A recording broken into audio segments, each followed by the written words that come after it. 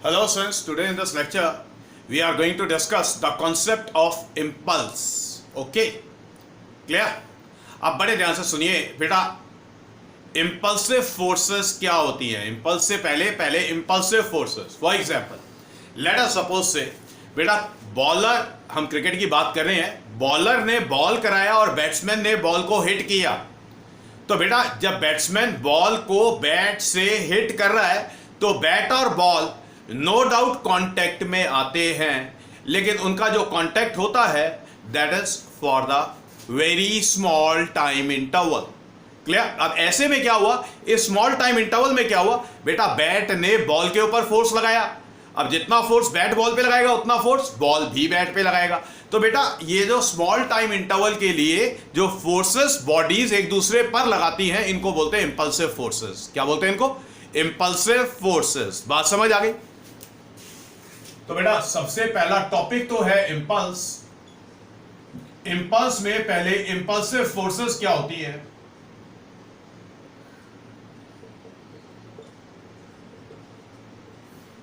Impulsive forces क्या होती है? These are the forces, the force between the bodies in contact with each other.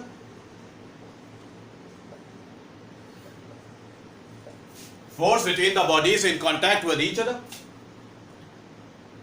for the small time interval.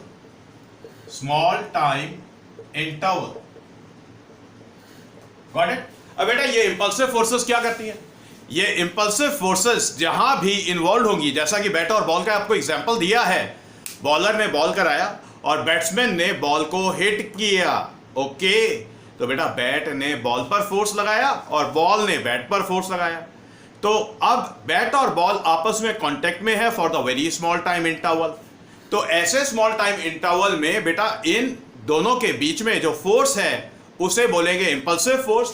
और impulsive force की वजह से क्या हुआ? इंपल्सिव फोर्स की वजह से स्वेंस इंपल्स प्रोड्यूस हुआ।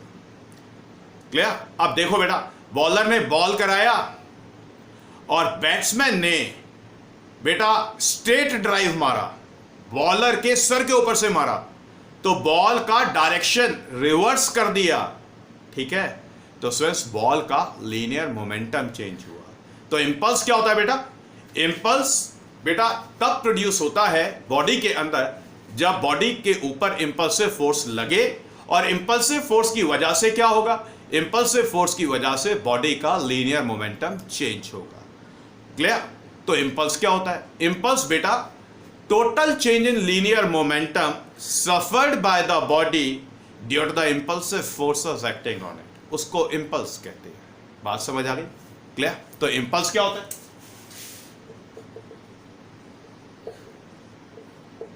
It is the total change in linear momentum.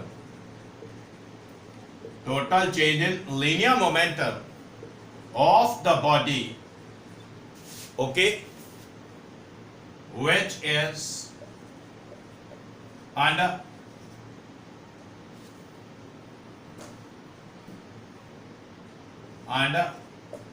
the influence of the force acting for the small time interval.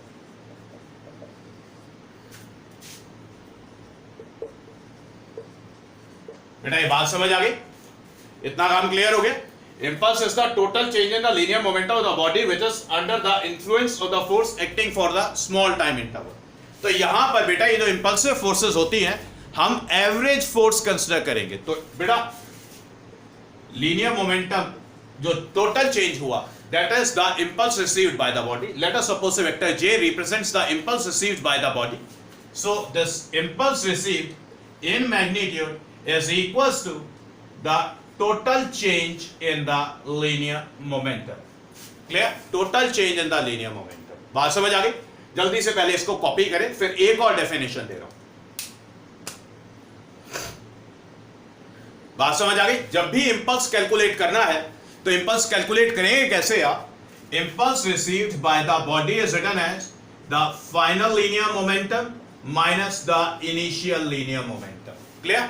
और you can say that the impulse received by the body is written as the resultant of final linear momentum and the negative of initial linear momentum. बात समझ आ गई बेटा?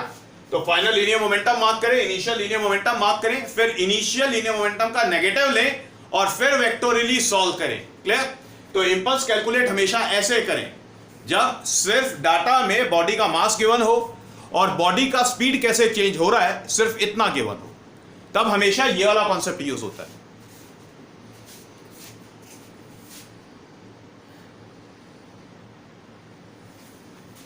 Clear हो गई ये बात? समझ आ गई बात? जल्दी से कॉपी कर ले.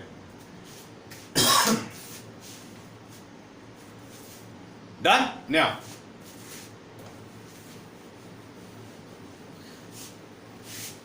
बेटा एक और डेफिनेशन दे रहा हूं.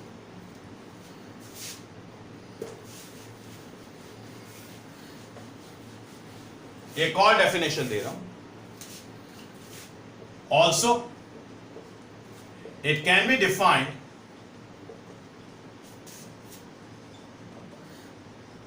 as the product of the average force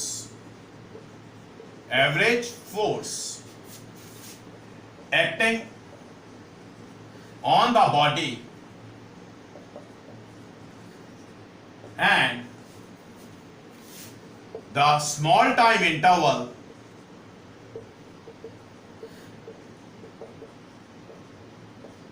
for which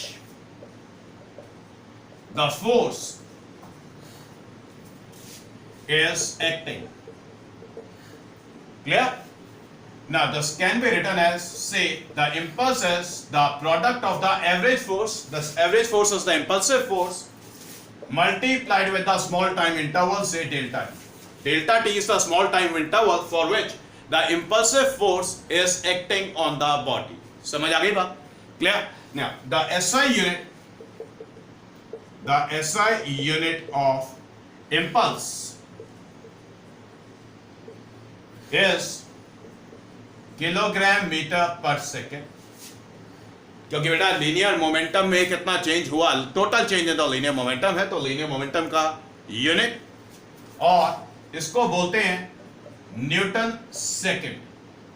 Newton second. बात समझ आ गई? फोर्स का यूनिट हो गया न्यूटन, टाइम का यूनिट हो गया सेकंड. जल्दी से कॉपी करें.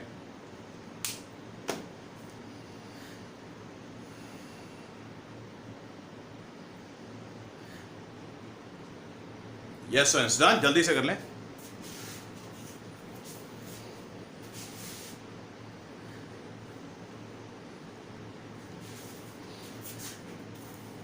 डन. अब बड़े ध्यान से सुने बेटा. एप्लीकेशंस ऑफ इंपल्स, ये एप्लीकेशंस ऑफ इंपल्स बड़ा इंपॉर्टेंट है और स्टूडेंट्स 2 मार्क्स में एक्सपेक्टेड लाइंस पे है. बड़ी सारी इलस्ट्रेशंस हैं आपकी बुक के अंदर. जैसे फर्स्ट इलस्ट्रेशन में आपके साथ डिस्कस कर रहा हूं बेटा. जब कोई भी क्रिकेटर कैच पकड़ता है, ठीक है, तो वो क्या करता है, हाथों को, जब बॉल टच करेगी हाथ को तो हाथों को थोड़ा पीछे लेके जाएगा जिससे कि वो सेफली कैच ले सके. अब ऐसा क्यों होता है, हाथों को पीछे क्यों लेके जाता है? हाथों को पीछे इसलिए लेके जाता है स्टूडेंट्स, जब बॉल हाथ को हिट करती है, अगर हाथों को पीछे नहीं लेके जाता तो बेटा हाथों पर, हमारे पाम्स पर बेटा बॉल ने बहुत ज़्यादा फोर्स लगाया और जो बॉल है वो बाहर भी निकल सकती थी, हमारी ग्रिप से बाहर भी निकल सकती थी, मतलब कैच नहीं हो पाता. तो जब हम हाथ को पीछे लेके जाते हैं तो बेटा हमारा हाथ और बॉल आपस में कांटेक्ट में है. तो जब हम हाथ को पीछे लेके जाते हैं तो हम क्या करते हैं, हम टाइम ऑफ कांटेक्ट को बढ़ाते हैं. टाइम ऑफ कांटेक्ट को बढ़ाते हैं. तो इंपल्स तो कांस्टेंट रहता है. इंपल्स क्या है, total change in linear momentum. भैया बॉल हिट करती है हाथ को किसी भी स्पीड से, जब हाथ को हम पीछे लेके जा रहे हैं तो फाइनली हम बॉल का स्पीड रिड्यूस करके 0 कर रहे हैं.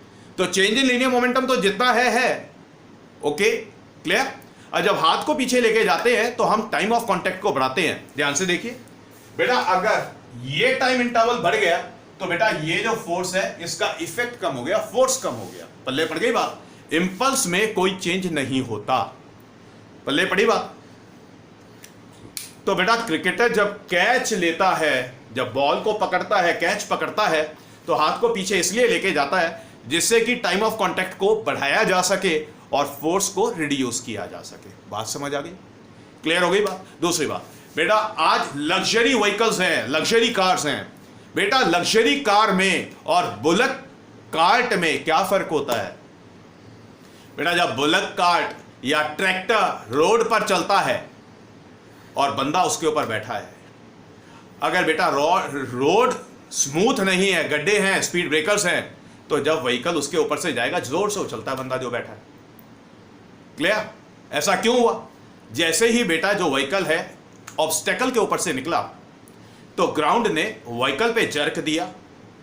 क्लियर? अब टाइम ऑफ कांटेक्ट काफी कम था, इसकी वजह से फोर्स ज्यादा था, जिसकी वजह से बंदा उछला। अब लग्जरी कार्स में क्या है, ऑडी में क्या है, बीएमडब्ल्यू में क्या है, जब इनको स्पीड से आप रोड पे ड्राइव करते हैं, जो ऑब्स्टेकल्स आती हैं, जब ग्राउंड ऑडी को या बीएमडब्ल्यू को रिएक्शन देगा तो शॉकर्स लगे हुए हैं और बहुत अच्छे शॉकर्स हैं, वो कंप्रेस होते हैं। तो जब वो कंप्रेस हो रहे हैं तो बेटा टाइम इंटरवल, जिस टाइम इंटरवल में ग्राउंड से जो फोर्स आया वो व्हीकल पे डिलीवर होगा, वो फोर्स कम हो जाएगा क्योंकि टाइम ऑफ कांटेक्ट बढ़ गया। फोर्स कम हो जाएगा इसलिए बंदा उछलता नहीं है। समझ आ गई ये बात? क्लियर हो गई बात? Okay, clear? ओके। तो बेटा जितनी भी इलस्ट्रेशंस है सब में एक चीज कॉमन रहेगी, टाइम ऑफ कांटेक्ट बढ़ेगा, फोर्स कम हो जाएगा। अब तीसरा इलस्ट्रेशन सुनिए। अगर कोई भी बंदा ग्राउंड पे जंप करता है फ्रॉम 10 मीटर हाइट है 10 मीटर, 10 मीटर से ग्राउंड पे जंप करता है तो क्या होगा? चोट लगेगी, हाथ पैर टूट जाएंगे, क्योंकि ग्राउंड ने बंदे के ऊपर फोर्स लगाया। क्लियर? अब अगर यही कोई बंदा सैंड के ऊपर कूदेगा फ्रॉम द सेम हाइट से 10 मीटर, तो जब कूदेगा तो जब ये सैंड के कांटेक्ट में आएगा तो थोड़ा सा सैंड के अंदर ये धंस जाएगा। क्लियर? अब की बारी हाथ पैर तो नहीं टूटे। क्यों? क्योंकि फ्रेंड्स जब बंदा सैंड के कांटेक्ट में आया और उसके अंदर धंसना स्टार्ट हुआ तो कुछ तो टाइम लगेगा उसको सैंड के अंदर धंसने में, पेनिट्रेट करने में, जिससे कि टाइम ऑफ कांटेक्ट बढ़ गया। टाइम ऑफ कांटेक्ट बढ़ जाएगा तो सैंड ने बंदे के ऊपर जो फोर्स लगाया वो कम हो जाएगा। कम हो जाएगा तो हाथ पैर नहीं टूटेंगे, चोट नहीं लगेगी। बात समझ आ गई? These are some applications of impulse. हर एप्लीकेशन में आपने क्या कहना है, हर एप्लीकेशन में आपने बोलना है the change in linear momentum is fixed, that is the impulse is fixed. Now, when the time of contact increases, the effect of force decreases. Clear?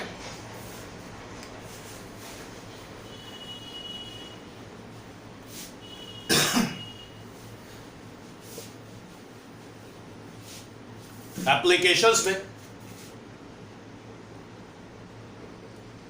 applications of impulse,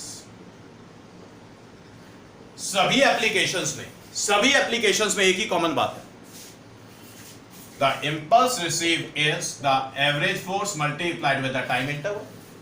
clear?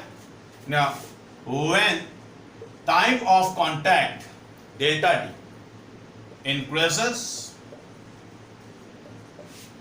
The average force decreases. Clear हो गई बात?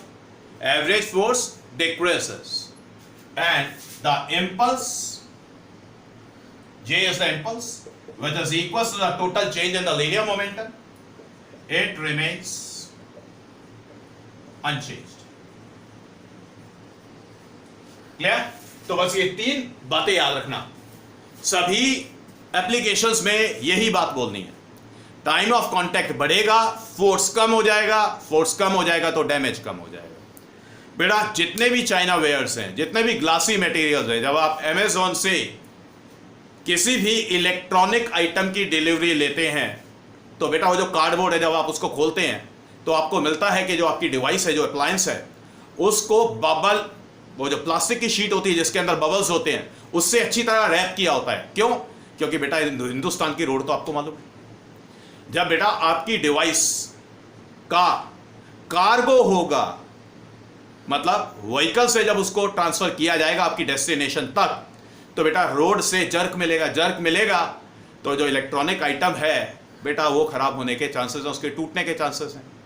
तो ये जो plastic bubble का sheet आपके device और cardboard के अंदर लगा दिया गया, इससे क्या होता है कि बेटा जब फोर्स आएगा, फोर्स ग्राउंड डिलीवर करेगा, तो टाइम ऑफ कांटेक्ट बेटा इनके अंदर एक स्क्वीज प्रोड्यूस होगा बबल के अंदर। वो जो एयर बबल प्लास्टिक शीट है एयर बबल वाला, उसके अंदर एक स्क्वीज प्रोड्यूस होगा, जिससे कि टाइम ऑफ कांटेक्ट बढ़ जाएगा। टाइम ऑफ कांटेक्ट बढ़ जाएगा, फोर्स कम हो जाएगा, फोर्स कम हो जाएगा तो आपकी डिवाइस नहीं टूटेगी। क्लियर? ओके, जल्दी से इसे कॉपी करें।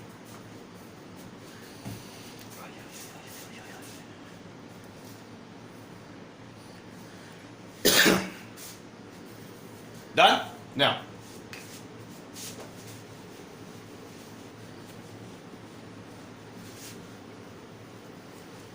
अब बेटा बात करेंगे principle of conservation of linear momentum. Important है, 3 मार्क्स में एक्सपेक्टेड लाइंस पे है। Principle of conservation of linear momentum. बेटा ये प्रिंसिपल क्या कहता है? देखिए, अकॉर्डिंग टू दिस प्रिंसिपल बेटा सिस्टम जैसे लॉज ऑफ मोशन में सिस्टम समझाया था, वो बॉडी या वो कलेक्शन ऑफ बॉडीज जिनको हम ऑब्जर्व करें उनको बोलेंगे सिस्टम। बेटा सिस्टम पर जब एक्सटर्नल फोर्स ना लगे तो सिस्टम का लीनियर मोमेंटम कांस्टेंट रहता है, चेंज नहीं होता है। Clear? Now according to principle of conservation of linear momentum,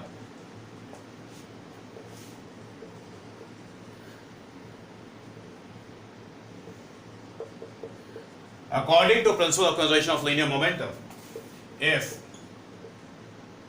no external force act on the system,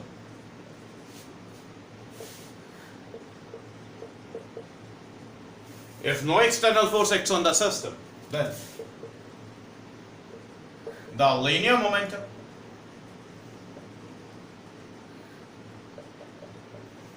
of the system remains constant. Clear? अब देखिए ध्यान से सुनिए बेटा, पहले मैं रीड कर रहा हूं। According to the principle of conservation of linear momentum, if no external force acts on the system, then the linear momentum of the system remains constant. आप बड़े ध्यान से सुनिए बेटा, लीनियर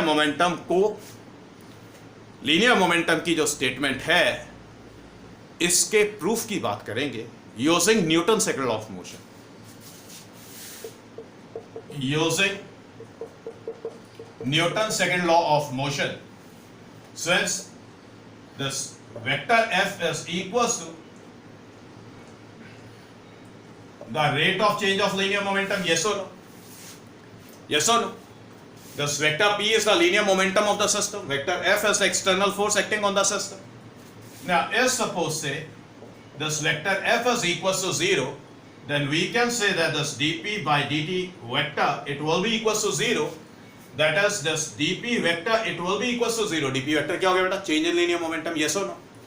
तो we can say बेटा change in linear momentum is 0.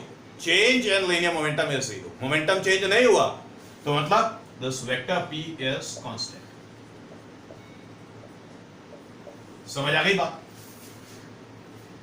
बेटा जल्दी से कॉपी करें।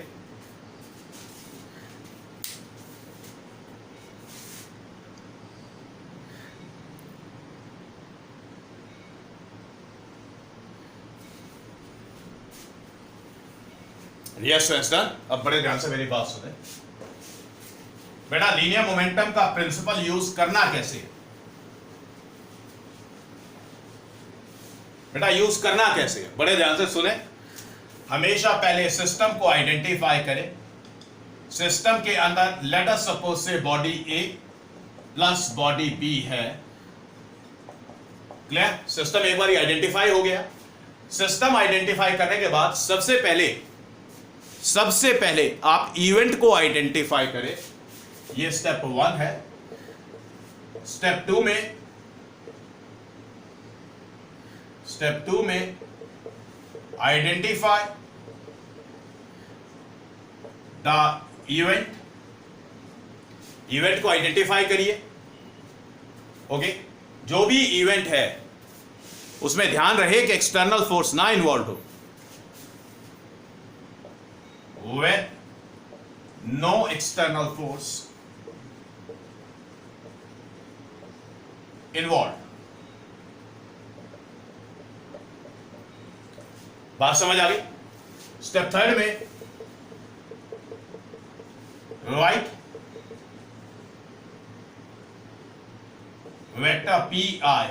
Vector pi, the linear momentum of the system before the event, तो स्टूडेंट्स ये इक्वेशन आएगी। लीनियर मोमेंटम लिखना है सिस्टम का बिफोर द इवेंट। बॉडी ए का लीनियर मोमेंटम, बॉडी बी का लीनियर मोमेंटम, दोनों का वेक्टर सम। क्लियर? पल्ले पड़ गई बात। This pi vector, it will be the linear momentum of the body A plus the linear momentum of the body B। याद रखें ये बिफोर द इवेंट है, बिफोर द इवेंट है। ठीक है, फिर इसके बाद स्टेप 4 में राइट पी एफ वेक्टर, मतलब the linear momentum of the system, the linear momentum of the system after the event. Clear? मतलब बेटा अब क्या करना है, अब उसी सिस्टम का लीनियर मोमेंटम का इक्वेशन लिखना है after the event. Event complete होने के बाद बॉडी ए का मास क्या है, बॉडी ए का मास क्या है, बॉडी ए की वेलोसिटी क्या है, बॉडी बी का मास क्या है, बॉडी बी का वेलोसिटी क्या है। Let us suppose say this pf vector is written as pa dash vector plus say pb dash vector. बात समझ आ गई? अब बेटा लास्ट स्टेप, स्टेप 5 में बोले कि external force is 0, external force is 0, therefore pi vector is equal to say pf vector. Clear? बेटा इवेंट से पहले का लीनियर मोमेंटम और इवेंट के बाद का लीनियर मोमेंटम दोनों सेम होंगे। याद रखें वेक्टर कैलकुलेशंस इन्वॉल्व हैं यहां पे।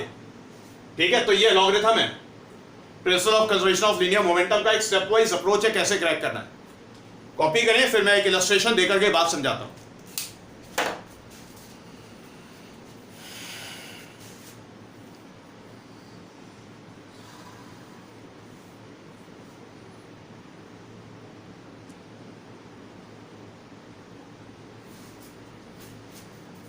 Yes, sir. Yeah.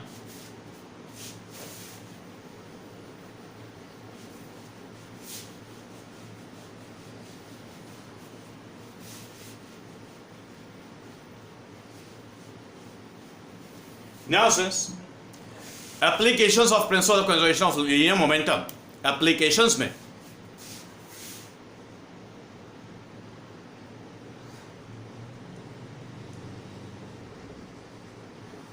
करेंगे recoiling of the gun, recoiling of the gun. देखिए स्टूडेंट्स, जब भी बेटा बुलेट को गन से फायर किया जाता है तो बुलेट जब बैरल से निकलती है तो जो गन है बैकवर्ड डायरेक्शन में मूव करती है। Clear?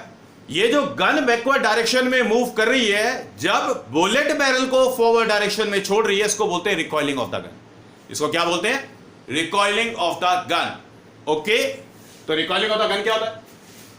It is the backward motion, backward motion of the gun, it is the backward motion of the gun when the bullet leaves the barrel of the gun after firing, clear? ये होता है recalling of the gun. क्या होता है? देखिए बेटा, gun के अंदर बुलेट है, जब तक फायर नहीं किया ना तो गन मूव कर रही है ना बुलेट मूव कर रही है। बात समझ आ गई? जैसे ट्रिगर दबाया बेटा, ट्रिगर तो गन का पार्ट है, ट्रिगर दबाया एक्सटर्नल एजेंट ने, एक्सटर्नल एजेंट का काम खत्म हो गया, उसने ट्रिगर दबा के छोड़ दिया, तो ट्रिगर ने हैमर को बैकवर्ड डायरेक्शन में पुल किया।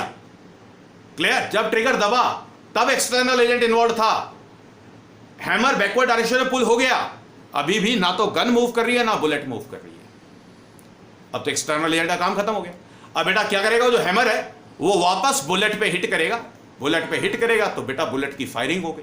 जब बुलेट बैरल से, गन के बैरल से बाहर निकलेगी, उसी इंस्टेंट पे जो गन है वो बैकवर्ड डायरेक्शन में मूव करती है। तो बेटा ये गन का जो बैकवर्ड मोशन है, ओके, इसको बोलते हैं रिकॉइलिंग ऑफ द गन। तो आज हमें recoil velocity of the gun calculate करना है using the principle of conservation of linear momentum. बात समझ आ गई? तो फिर से वही जो 5 स्टेप मैंने आपको बताए हैं, उसी 5 स्टेप को हम स्टेप वाइज करेंगे। ठीक है? रिकॉइलिंग ऑफ द गन लिख लिया, क्या है, कॉपी कर ले इसको। अब ध्यान से देखें, देखिए बेटा, सबसे पहले बात करेंगे सिस्टम की। सिस्टम में क्या होने वाला है? सिस्टम में बुलेट होने वाला है और गन होने वाला है। Clear? Before firing, after firing. Before firing picture कैसे है? Let us suppose say this is the gun और इसके अंदर ये बुलेट है। Clear? Before firing clear. After firing क्या होगा? आफ्टर फायरिंग क्या होगा बेटा? ये गन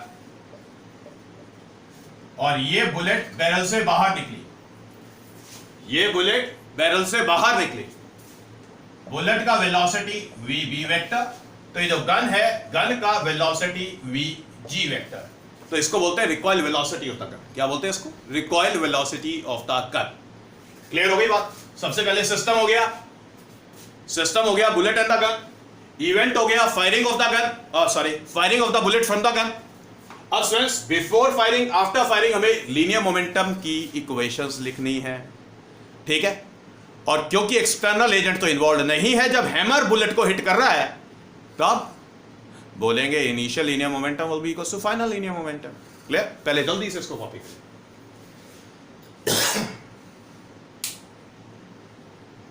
यस सो डन। बात समझ आ गई? कॉपी हो गया। नाउ डाटा लिखें। Let m be mass of the bullet, mg, ये कैपिटल G लगा ले बेटा, ये सबस्क्रिप्ट है, m capital G, mass of gun, mass of gun, vector vb, velocity of bullet, vector vg, recoil velocity of gun.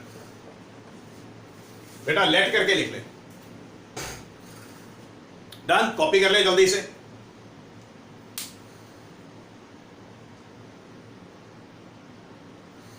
जल्दी से copy करें।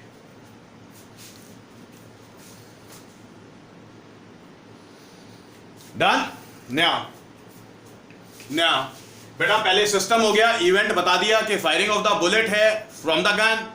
उसके बाद बेटा बिफोर फायरिंग आफ्टर फायरिंग हमें लीनियर मोमेंटास लिखने हैं सिस्टम के।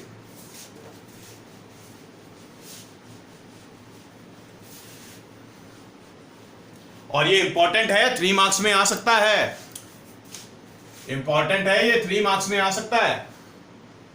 नाउ लेट अस सपोज से vector pi,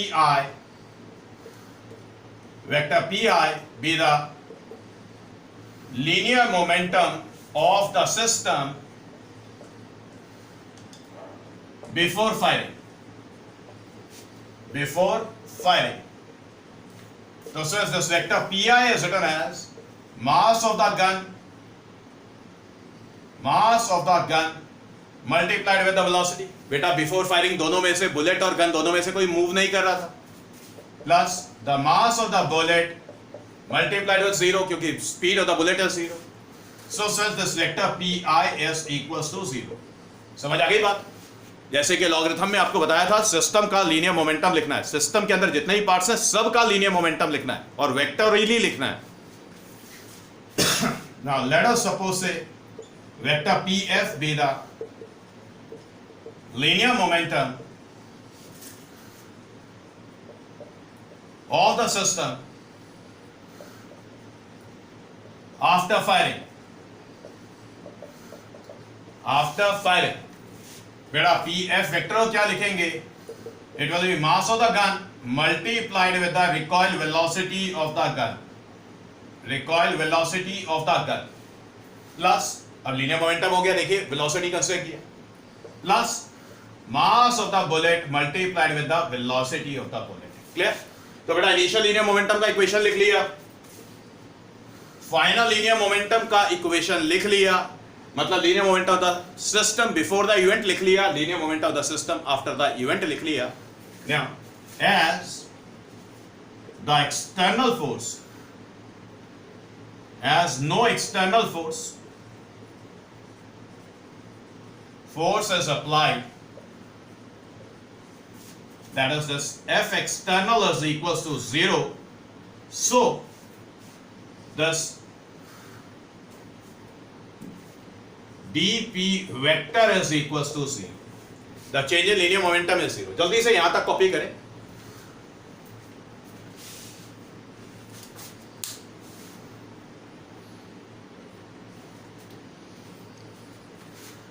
Yes, so it's done. हाँ जी, हो गया. Now अब ध्यान से देखें बेटा, अब ध्यान से देखें, dp वेक्टर क्योंकि 0 है, this implies that this pi vector, it is equals to pi vector is equals to, say, या फिर ऐसे बोले, vector p is constant, vector p is constant, vector p is constant, the linear momentum of the system is constant. This further implies that the pi vector is equals to, say, pf vector. This implies that the 0, initial linear momentum was 0, mass of the gun, velocity of the gun, plus mass of the bullet, velocity of the bullet. Okay, clear? Now this implies that हमें निकालना है recoil velocity of the gun.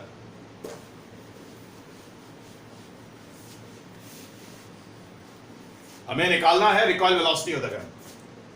Mass of the gun multiplied with the recoil velocity of the gun is equals to negative of mass of the bullet multiplied with the velocity of the bullet. Clear? The recoil velocity of the gun is written as negative of mass of the bullet divided by the mass of the gun multiplied with the velocity of the bullet.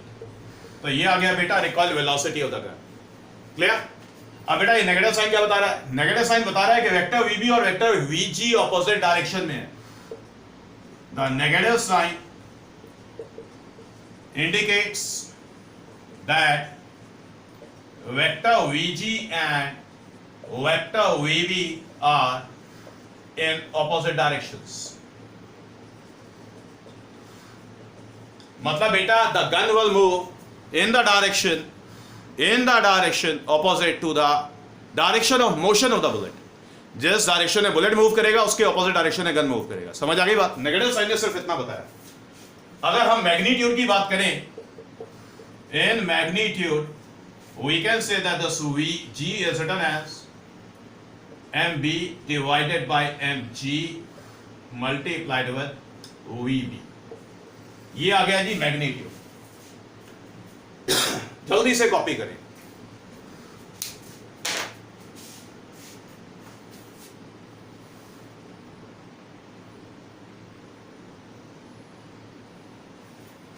Yes, so it's done.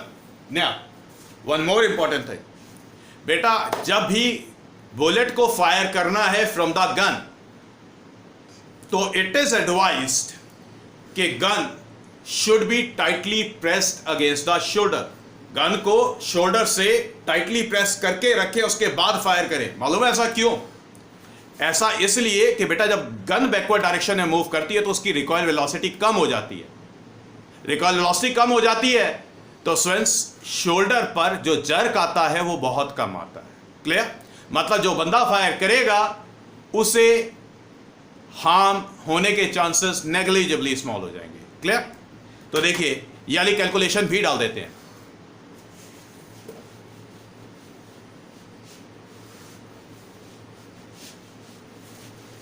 सो ऐसे एक statement लिख लें, hash में डालें, एक statement लिखें, it is advised to hold the gun tightly against the shoulder during firing of the bullet from the gun.